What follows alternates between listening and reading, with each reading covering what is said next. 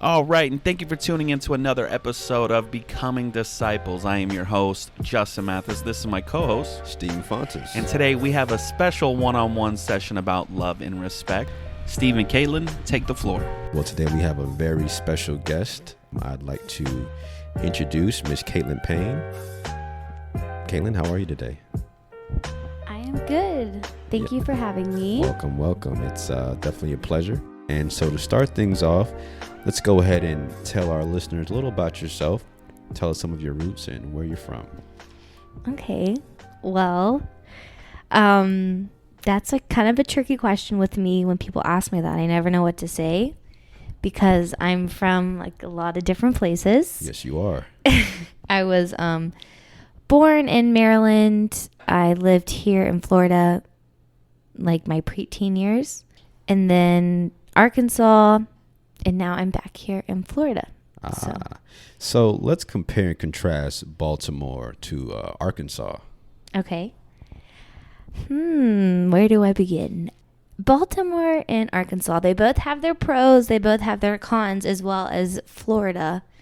I think it's just the matter of finding out what do you value the most. And one thing I value is being away from the snow. But Arkansas and Maryland, they're both snowy. They both get cold. The people are a lot different. So that was a little bit of a culture shock. In Arkansas, like they're not going to tell you to your face they don't like you. In Maryland, they'll more so just hurt your feelings. All right. So at what age did you move from Baltimore to Arkansas? Well, I came here. Florida was in between the two. Like I said, this is like a little question with me because it's kind of confusing, but I grew up in Baltimore, Maryland. I moved here when I was, 5th grade? Whatever age that is.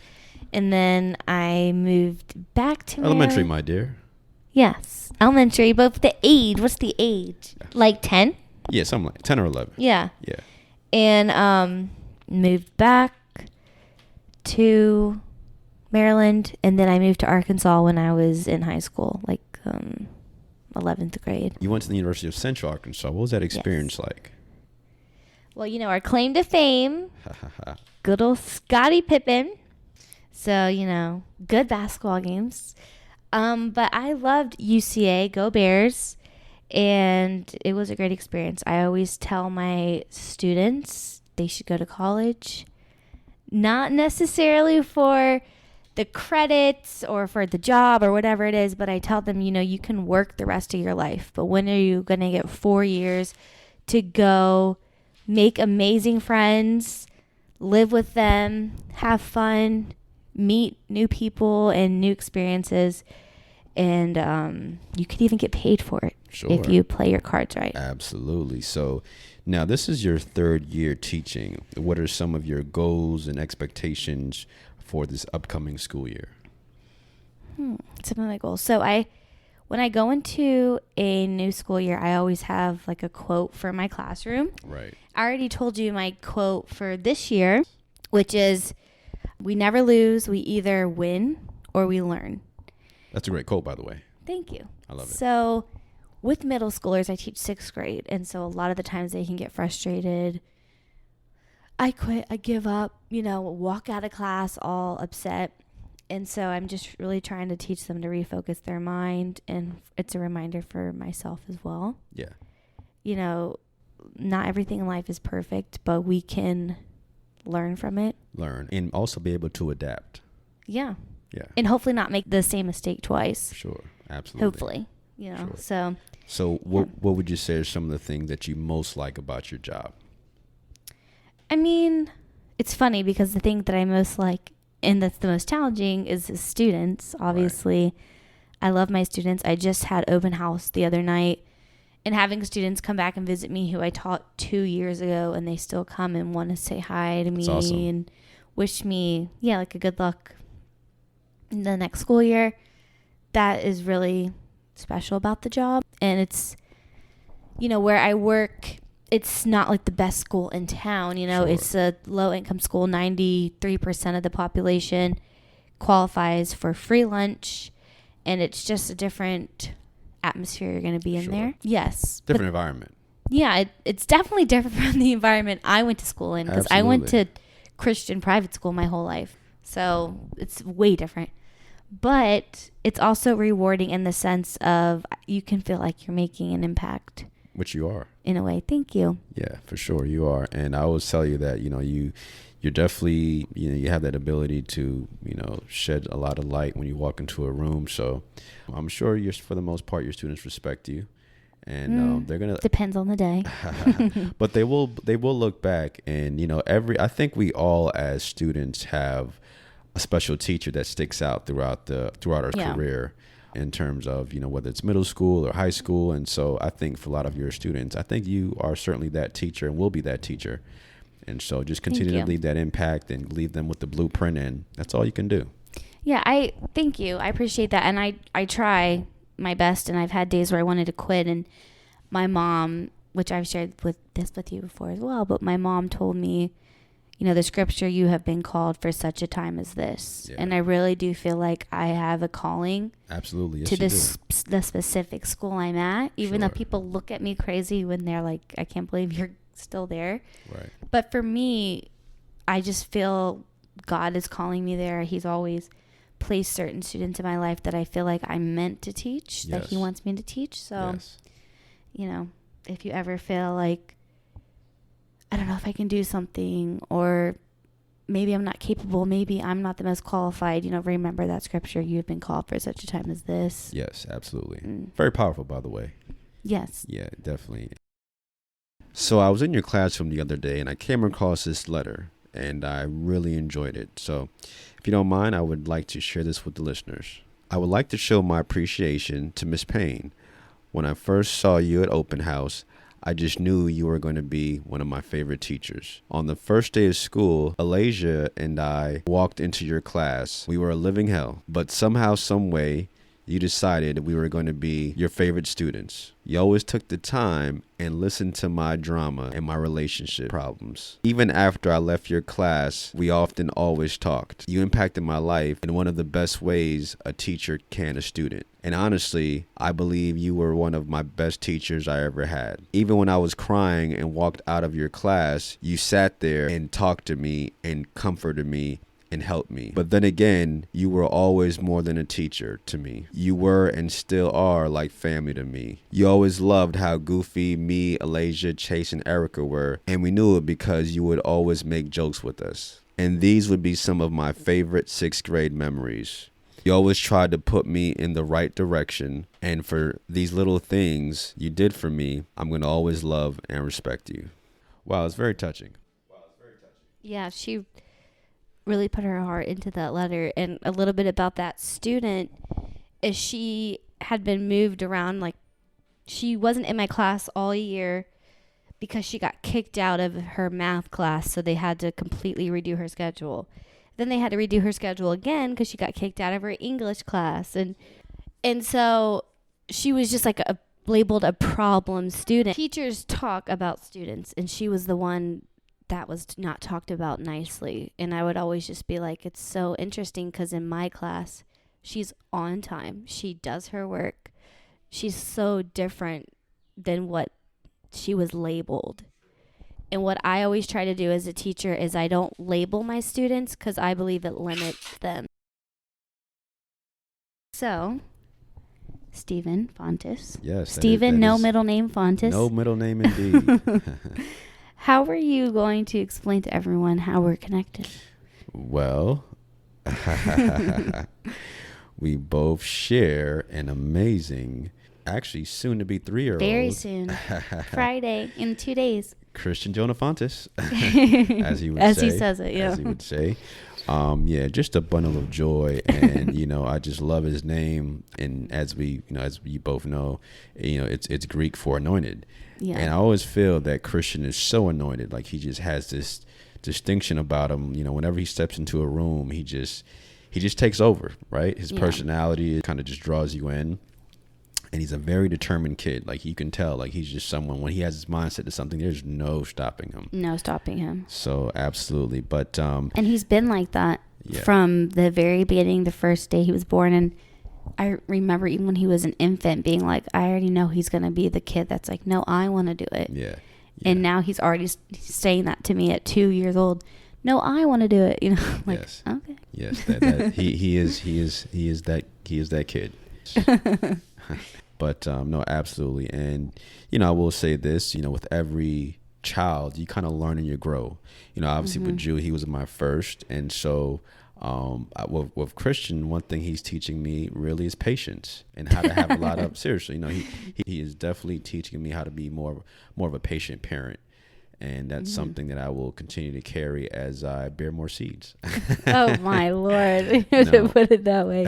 But you are patient with him. Yeah. You are. You do a great job with that. Yeah. And he's challenging, for sure. Christian is, he's a load of energy. Yeah, he's like go from the moment he wakes up. But again, I just think when he gets older, that's going to be his biggest asset is the fact that his motor is just constantly on go. Yeah. And so, in terms of accomplishing things and being goal oriented and completing tasks, like he's going to be ahead of the curve for sure. Yes.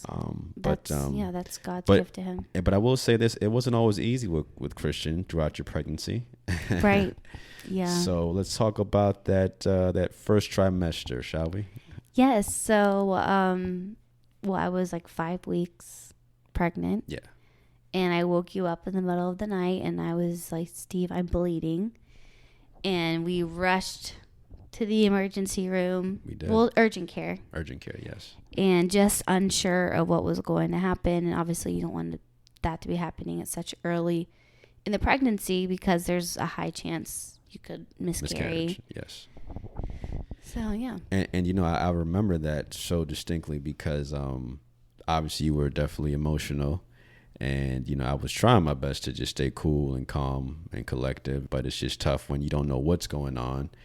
And, I just remember us talking on the car ride there and just praying about it and just coming to terms, with the fact that if it's God's will, it will be. And if not, then, we'll have to just continue to move forward and learn from this and accept whatever the outcome is. Yeah. But, I remember being in the back room once you were admitted and just thinking all kinds of thoughts and just sitting there. And I remember the nurse coming in and saying, pretty much at this point in time, it's 50-50. Yeah. And that just struck a chord with me. Like it just, I just remember just sitting there and just praying to God and saying, God, just please don't take him from us. Yeah. It was, and just I remember tears just rolling down my cheek. And, it was definitely hard, but Christian boy, he's a fighter, right? Yeah. He's always been a fighter. And the test came back, everything came back clear and look at him now. Yeah. Right. Yeah. So. But, even from there, they called the girl in and they told us what was wrong. And they were like, even after that visit, there was still a high chance. It was more than 50-50. Yeah. After that he, we wouldn't have him, that he would miscarry. But, he came out fine. And, right. We had the scare again. He wanted to scare us one more time. Right before you were about to pop. Yeah, I sat down. I always tell the story. I sat down with a big old plate of wings, 34 weeks, big belly, ready to just dive in. Big belly bird. Yeah, big belly bird. And which I loved being pregnant, so I was happy, all nestled in. And one thing I will say about you is that you did a great job throughout the entire duration of your pregnancy, just doing all the right things, taking your prenatals, eating right, working out. I mean, you were amazing. And having you pull over so I could throw up. Absolutely. Absolutely. And I believe Justin even walked up one time and I'm on the side of the house just puking you were puking your guts out for sure. Absolutely. Oh, Lord. The good old days. No. But back to the story. Yes.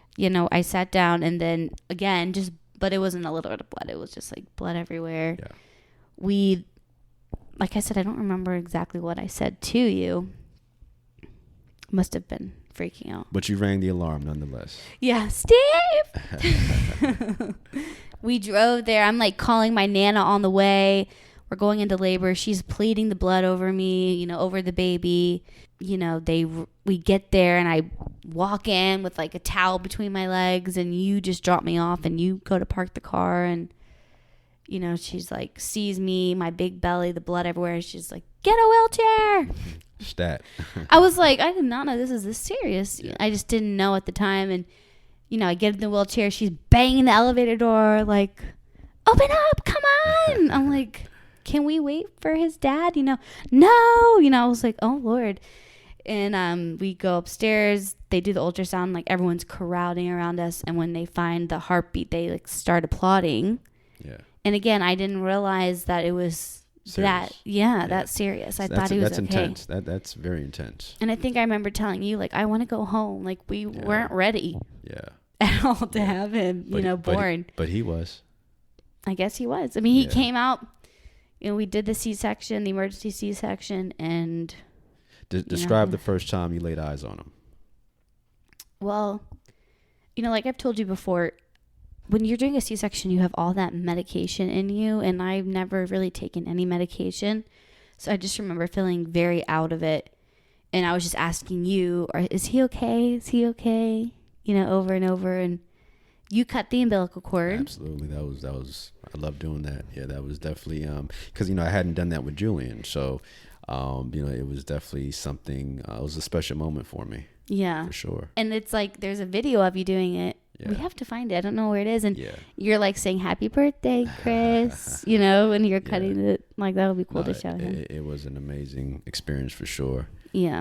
And just the whole process, you know, again, you know, women, you guys do something that we could never do. That's and right. That's bear children. And that's, you know, just to see the whole process from beginning, the first trimester all throughout to the time that you actually give birth. It's just an amazing quest, you know, and it's all a blessing from above, right? That's right. And so we've got to be thankful that we have a beautiful baby boy who's just rambunctious and just, you know, I always say this, Christian is ready to grab life by its horns. Yeah. Seriously, he's just so ready to do that and just take off. And so I'm just so, you know, I'm looking forward to see, you know, what he has in store for him as he, you know, as he gets older and, you know, comes into his own. You know, it's just going to be very rewarding to watch your seeds grow. You know, You have to put it that way.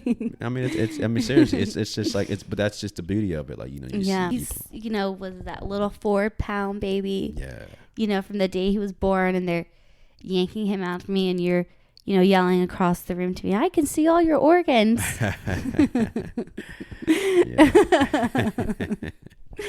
That sounds like me. Yeah. Okay. Yeah, so, but I will say this, you know, even where we're at now, obviously we've transitioned into, you know, our relationship has changed, you know, and right now we're just working on just being the best co-parents. You know, it's all premised off of love and respect, you know, which is, you know, which has to be the foundation for everything moving forward. Speaking of love and respect, let's segue into the book Love and Respect by Dr. Emerson Eggerichs. All right. So, Bird, what were your Dr. M. first impressions of this book?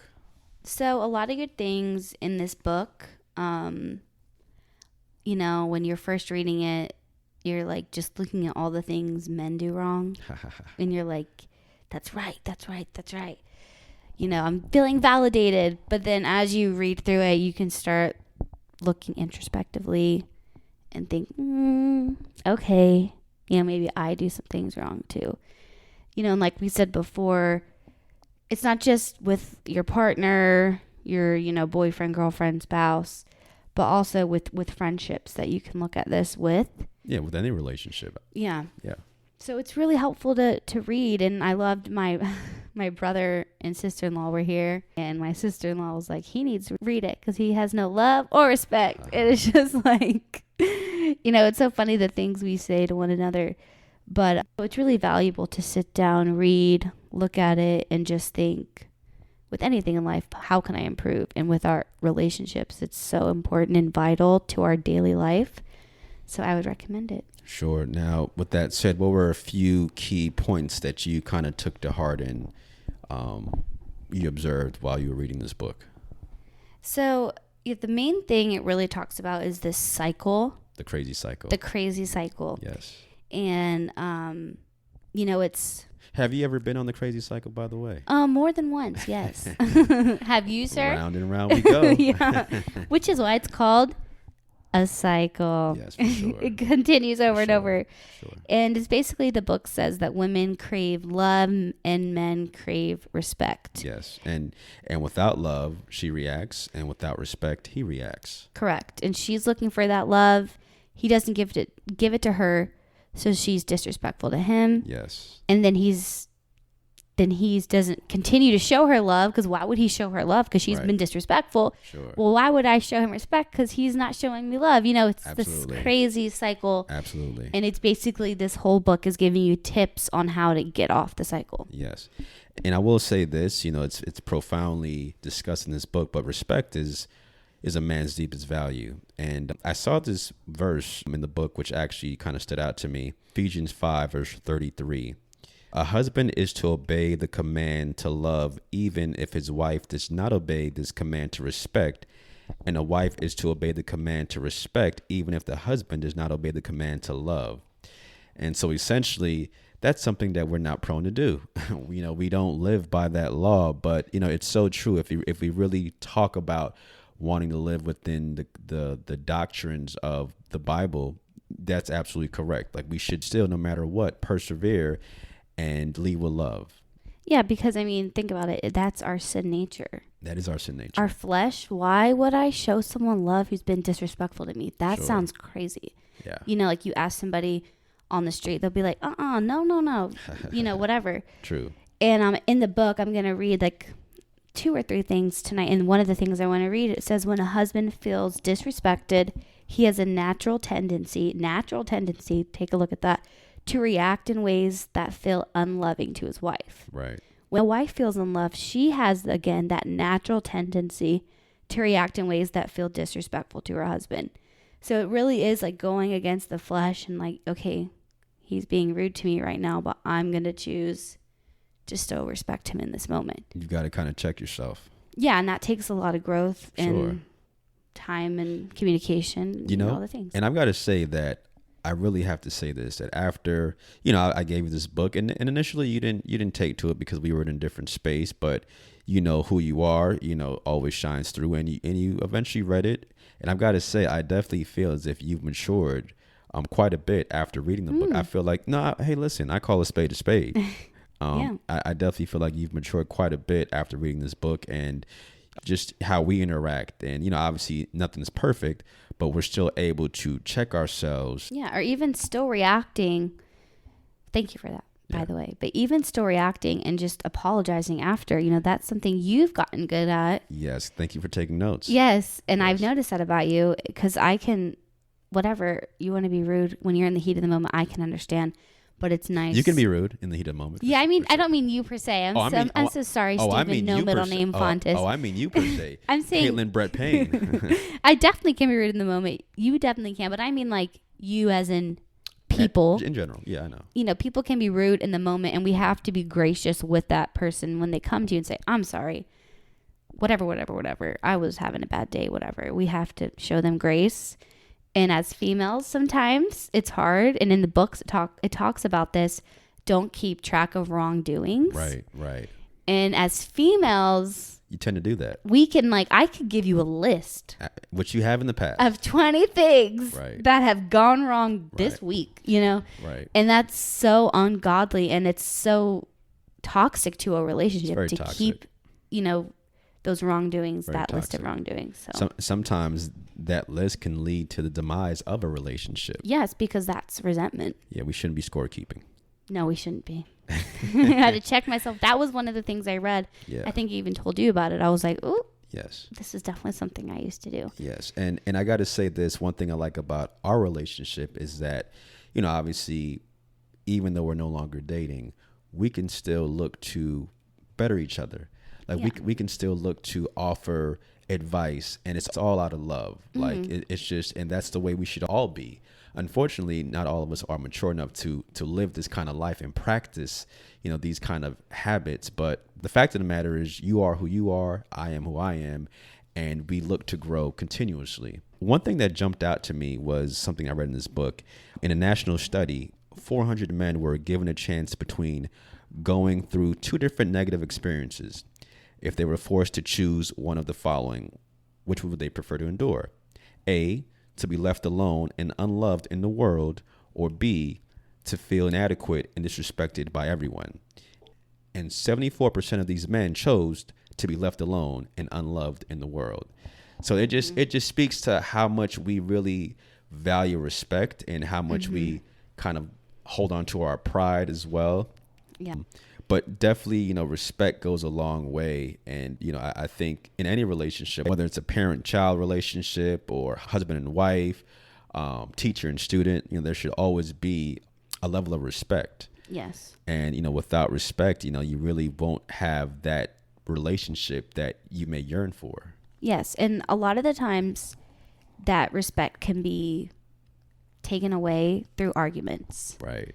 And that was my next point I really wanted to bring up that stood out to me in the book, was it talks about arguing and the art of arguing, and that we're all going to have arguments. We're humans. We're flawed. We don't agree on everything, as we shouldn't. If I'm around people who agree with everything I say, I need to go to another room. Absolutely. Because I like to be challenged. Yeah, you need to be challenged. And I always say, Bird, that, you find your most growth when you're challenged in ways that make you feel uncomfortable. Like when you feel uncomfortable and something kind of takes you out of your element, that's when you can find the most growth. And that's why with you, I always say, you know what, I'm here to challenge you in that way. I just, and I try to push you in ways that make you feel uncomfortable, that, that gives you, doubt. And I think, so far as of late, within the past few months, you've definitely embraced those challenges more so, once we got past the initial transitional phase of our relationship. Yeah. Yeah. And thank you for that again. Yeah. So many compliments tonight. Well, I'm trying. Wow. I'm trying. I mean, goodness. I'm going to do Yeah. this all the time. But, it talks about with arguing tools that they call it tools to turn off the flamethrowers. Yes. And that is so important because you can just get so emotional in the moment. And, he says also, you can be right, but wrong at the top of your voice. Right. So like maybe what you're saying in the argument is completely not and utterly correct. But maybe your tone is way off. But the way you're saying it. Sure. Have you heard this before, Steve? Have you heard this before? Because I say it all the time. I say to you, it's not what you say, it's how you say it. Right. And he's basically saying that. But in the moment, it's hard because we're so emotional. And so that's when it comes back to tools to turn off the flamethrowers. Like, what can we do in the moment? I mean, we're emotional creatures. Again, that human nature. Human nature. Which we need our emotions, and we need to feel that compassion because that's really good in a lot of situations. Absolutely. But what do we say? Do we say, all right, let's just pause and we'll come back at this specific time? I like putting a time limit on it because I think as females sometimes, or even guys sometimes too, you can feel like in an argument, I want to figure this out right now because if not, I'm going to lose you. Now, here's the thing, and we're different in that sense. I'm more so of the, okay, let's pause, let's revisit this because I don't want to say the wrong things and I don't want the argument to intensify. Right. So let's go ahead, let's come back, let's revisit it, and then we'll talk about it again later. But you're the person that wants to solve it right here, right now. And we're not going to sleep till this is done. Yeah. And then there you have it. It begins. Yeah. So when you have and it's usually two completely different personalities on arguing that are together. Sure. It's like one person wants to fight it out and one person wants to walk out of the room. Right. And here we are left with nothing solved. Right. So, so it's just finding those flamethrowers for you and whoever you're with, your best friend, your child, your husband, your wife. For that's going to work for you guys. And that's what he talks about in the book. Okay, so another thing as females, I think mostly, I really do, we have these expectations. I don't know if it's from the movies, if it's from fantasizing as a little girl, whatever it is. But we have these huge expectations for our partner, for our husband, whoever it may be. Would you say unrealistic? Yes, I would think they're very unrealistic, and I think we can become resentful because of them when in all actuality, we are making it a bigger deal than it really was. Right. Because of these high expectations. Sure. The snippet I read, and it's from an elderly lady, and it's in the book, and she says this: As I look back, I realize how disrespectful I've come across. He is a naturally kind and compassionate man, very outgoing, and has the gift of serving. He's always willing to do things for me on a moment's notice. Truly a well-meaning, good-hearted man who has had sin in his life, like all of us. I realize that maybe my expectations were a little too unreasonably high. You know, I can relate to that. I know. I definitely thought of you and myself, Right. you know, through this. Maybe you don't take off your shoes when you go upstairs, but you really are a compassionate man who means well and is willing to do things on a moment's notice. Thank you, Bird. You know, and it's those little things we get hung up on again and keeping those lists of wrongdoings. Yeah. That we become disrespectful, but it's Keeping score. Yes. But it's really when you have to check yourself and realize the heart of the person, and maybe my expectations are Right. a little too unreasonably high. Sure. And I always, you know, even when we're bumping heads, I can always go, I know your heart, right? Yeah. So I know who you are. And I always say that when I'm talking about anybody, I know who they are, and you know, Right. I know what their intentions are, and so you just got to kind of go back to that, you know, Yeah. and realize that who this person truly is, and see them for who they are. Yeah, even with my friends, you know, if I feel like they're not doing something to my specific liking, you know, I have to remind myself, Right. they love me. They care for me. They want what's best for me. They're not out to get me. You know, they're not. Even with you and I, like, you know, a lot Yeah. of times when I say something to you, or you feel like I'm coming at you simply out of love, I always say this: if I didn't say anything at all, that would mean I just don't care. Didn't care, yeah. Yeah. Yeah, Yeah. and that's another thing. And maybe in the moment you feel like a little attacked, but that's where you can just take a step back. Maybe I'm not going to say anything. I'm going to take a second. I'm going to think, oh, Steve doesn't mean it that way.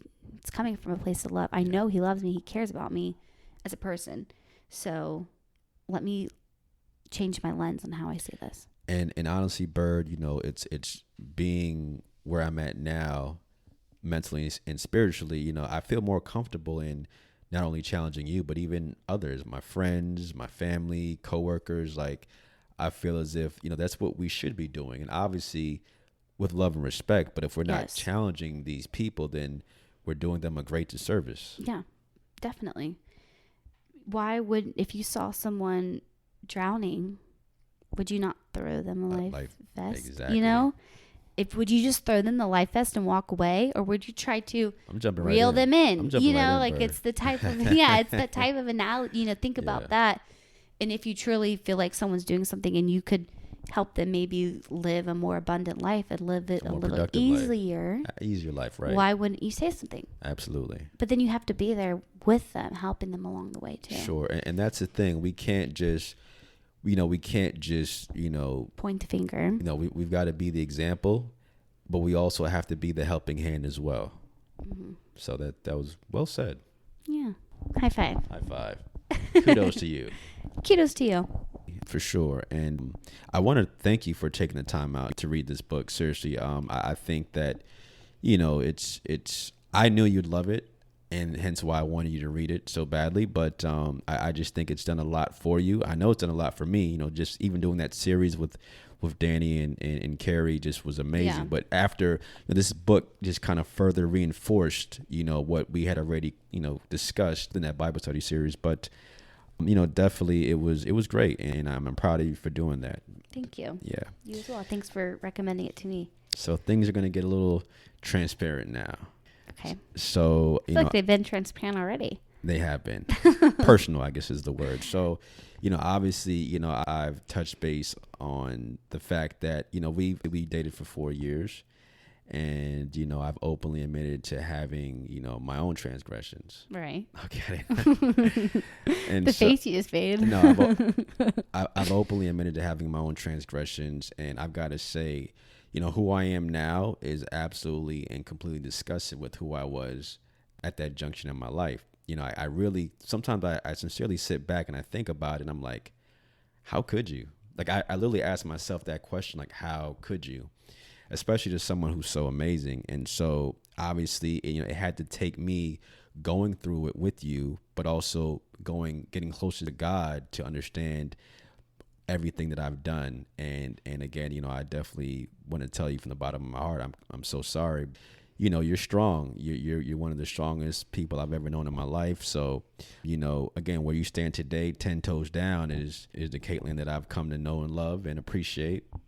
And so I guess I want to ask you, while you were going through it, because obviously, you're not the only person who's ever gone through something like that, and we're not the only relationship that's ever dealt with issues. Just talk about that roller coaster in terms of getting through and getting back to the point where mentally you can kind of just feel like yourself again.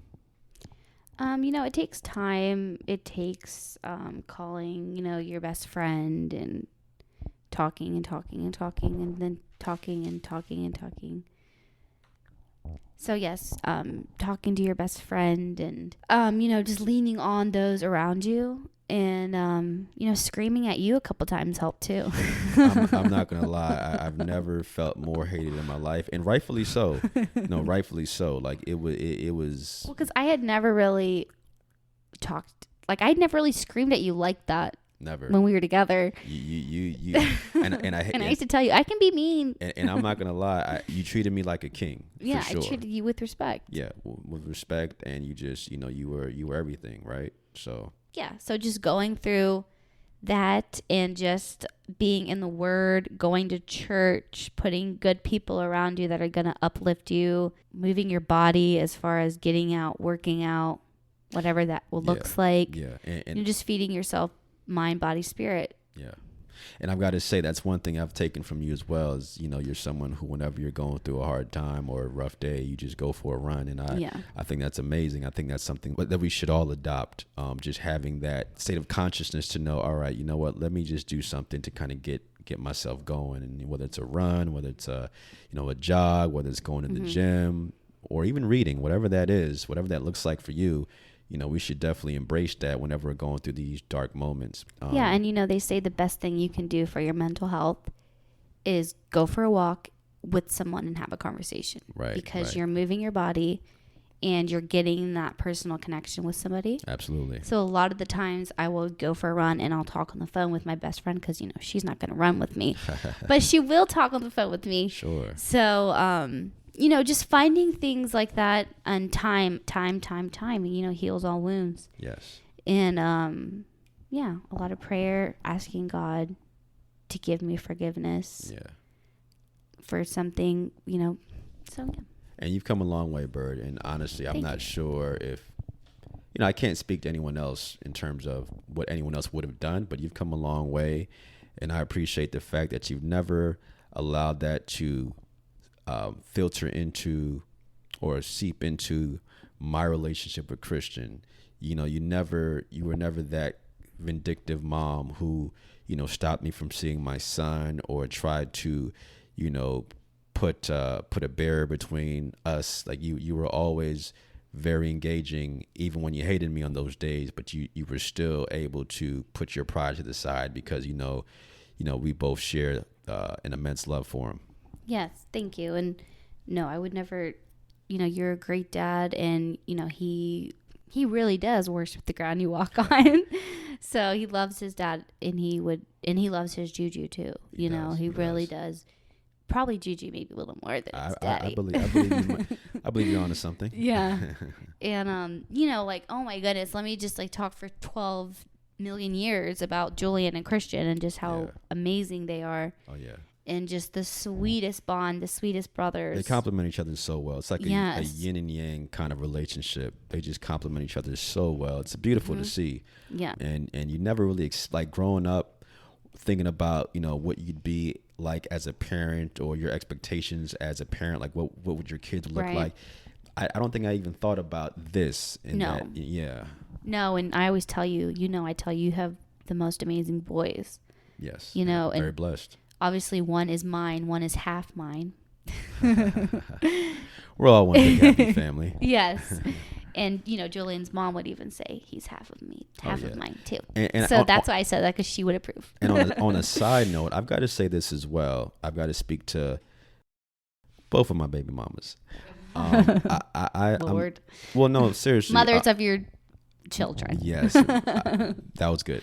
But the simple fact of that, you guys are just able to coexist the way you are, that is amazing. And it's just something that you don't see at all, or at least not enough.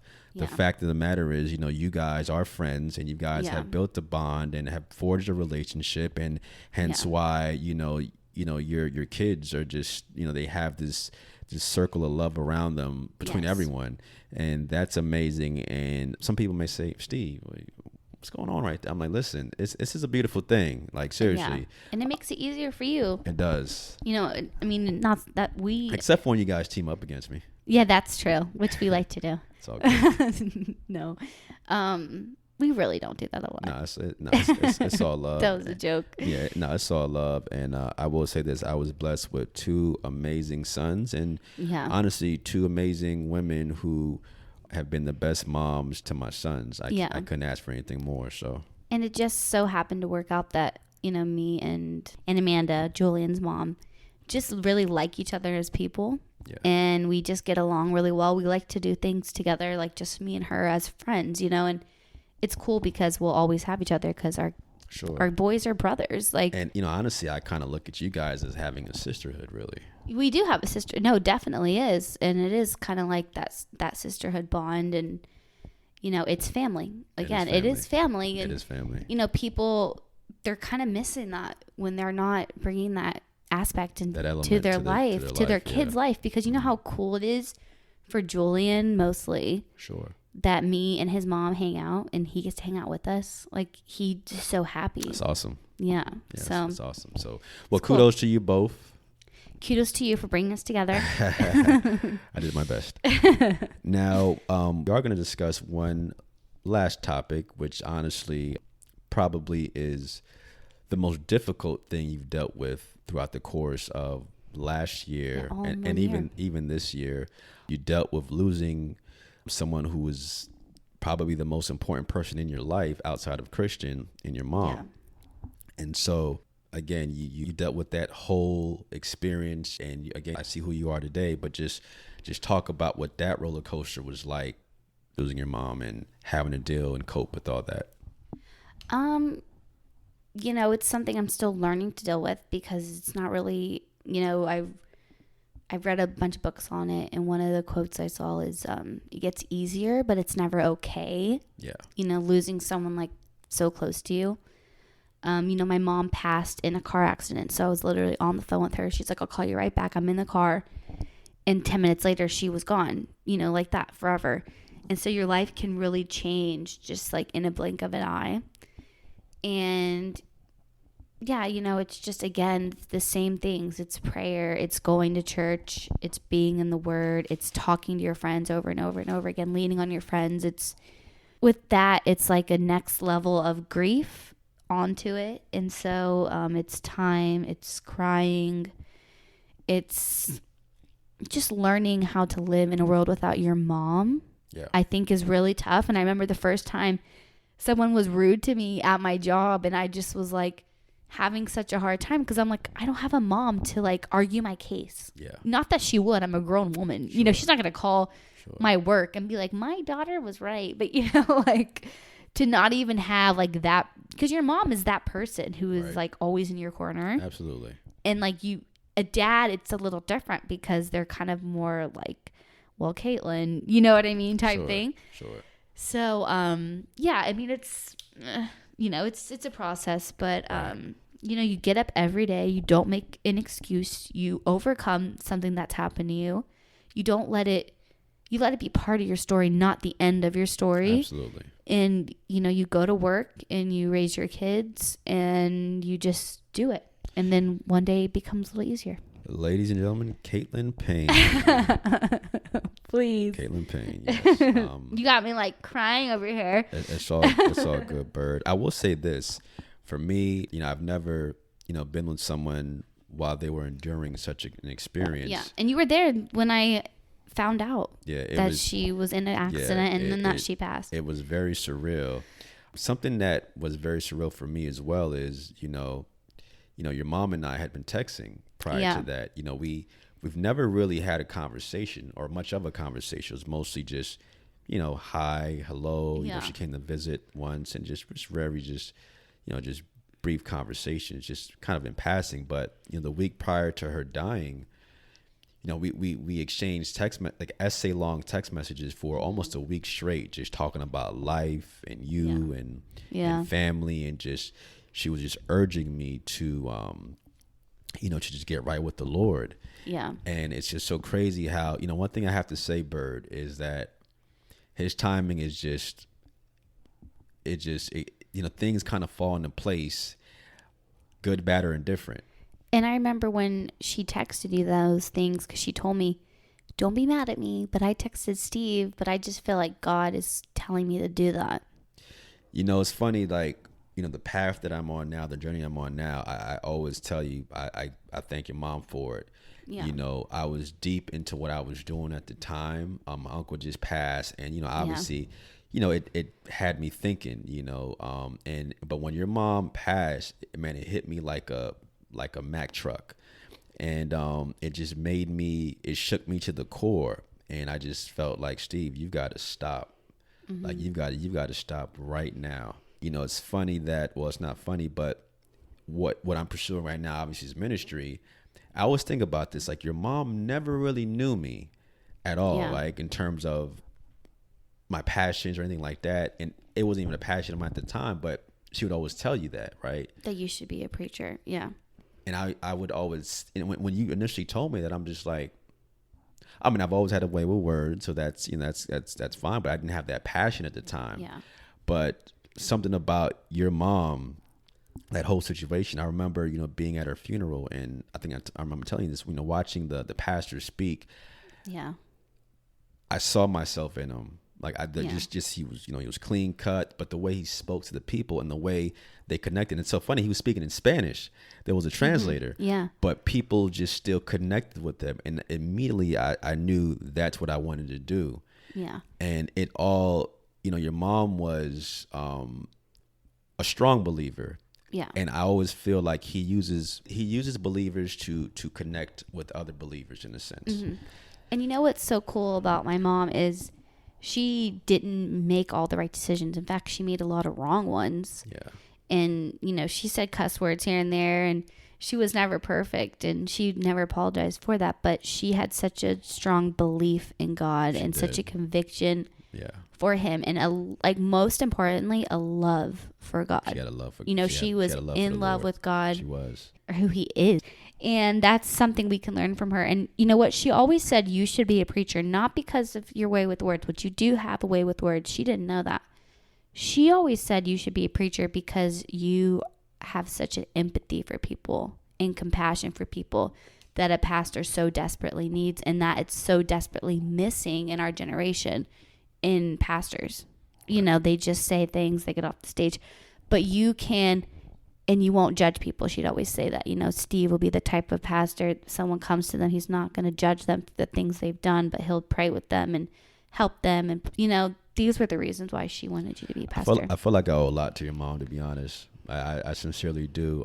I feel like I owe, and that's why, I've got to thank her for everything, obviously it kills me that she's not there for you.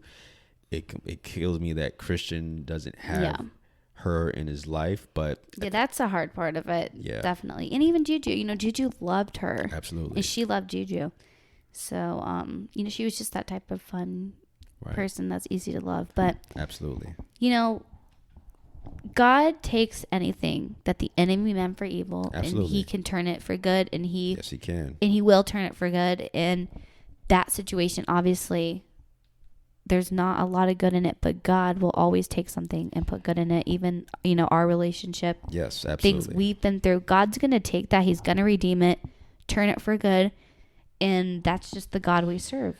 So Bird, I remember where you were in terms of your state of mind, mentally, emotionally, spiritually, when you were dealing with that. And I look at you now, and I remember I was at work. I remember a while ago texting you this, I would love to hear your voice sing to the masses. You have an amazing singing voice, angelic. Seriously. And so I liken this to God gifting each of us our own superpowers. I believe we both have the gift of voice. Me with the ability to make people feel me through my words, and you with the power of being able to make people feel you through song and worship. I think that's probably your biggest strength, because when you sing, you can captivate an audience. And so you're going to be making your debut pretty soon. My debut. Well, I grew up singing in church, and Yes. it's just always been, a passion of mine. And yeah, when my mom passed, we started going to church. Yeah. That I would pass on my way to work. And we were just I wanted to go to church because, again, I just knew I need to get back in church. I need to do these certain things or else I'm not going to be able to get out of bed, So that was one of the things. And Bird, remember that picture I told you that I think I saw of you on Instagram, Yeah. the one that really stood out? Of me singing. In that picture, I saw so much passion. Yeah. I saw so much passion in that picture, and it just spoke volumes. Mm-hmm. And so, definitely right now, he's going to use you in ways to really draw people in. And I just can't wait to see what he has in store for you, to be Thank honest. you. Yeah. Yeah, it's all up from here. God, when you walk in his plan and his purpose, you live a more abundant life. Fruitfully abundant. Yeah. And More fruitfully abundant. yeah. Yeah. And, like I said, we started going to this church, and now we've been going there almost a year, and I just joined the worship team, and Absolutely. you're going to be joining something in the near future.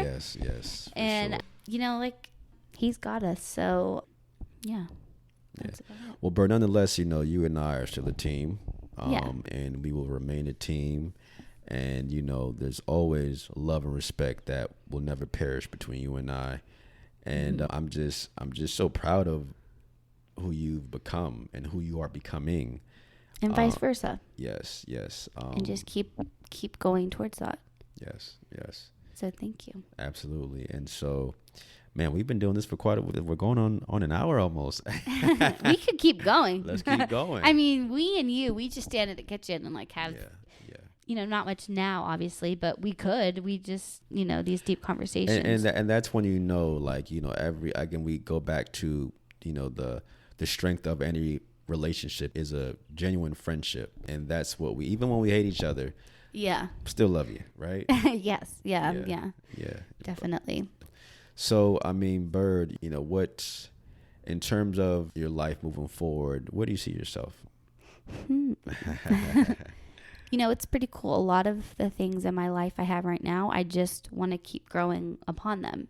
I see myself still staying at our church and singing, and I see myself still being a teacher, but maybe getting my master's and maybe one day being a principal. And I see... Oh, man, you're going to be tough. Yeah. Hey, lean on me. Yeah. Remember that? Yeah, that's a great movie.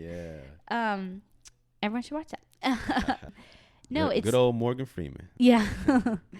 I see my, raising Christian and, half Juju as well. And, all the boys. And it's just cool because all these things I see myself on, I'm already on the path. I just got to keep on keeping on. Keep on keeping on. That's where I see myself. Just Wow. keep on keeping on. Well, I've got to thank you once again for joining me on this episode of Becoming Disciples. And you are certainly becoming quite the disciple. Thank you. And just continue to allow God to use you whichever way he pleases to, because again, you have that light, Bird, and just allow it to continue to shine bright. Thank you. And so I want to thank everyone for tuning in to this very interesting Yes. tuning into this episode of Becoming Disciples, and we appreciate your time. Please like and subscribe. And actually, Bird, we will be teaming up again for another episode down the line. Love and respect, but I believe this one is geared towards parenthood. Yes. Yes. My favorite topic. So yes, I'm looking forward to that. And again, thank you, Bird, for joining me again, and God bless. Thank you. Am I going to pray us out? Yes, you are. Okay. I would love for you to do that. Okay. All right. We just thank you, God, for this time together, just for our many blessings, and that each day might not be perfect. We know that because you are in our life and we serve you, that you always have us, that we can rely on you. We can put our trust in you. And even when life might not be going how we think it should go and we misunderstand why we're going through these things, we know you have a plan. We know that you hold our world in your hands. We just thank you so much for the grace that you give us, the love you give us. And I pray that we can just continue to walk out in the plan you have for us. And we just thank you for all these things. In Jesus' name, amen. Amen.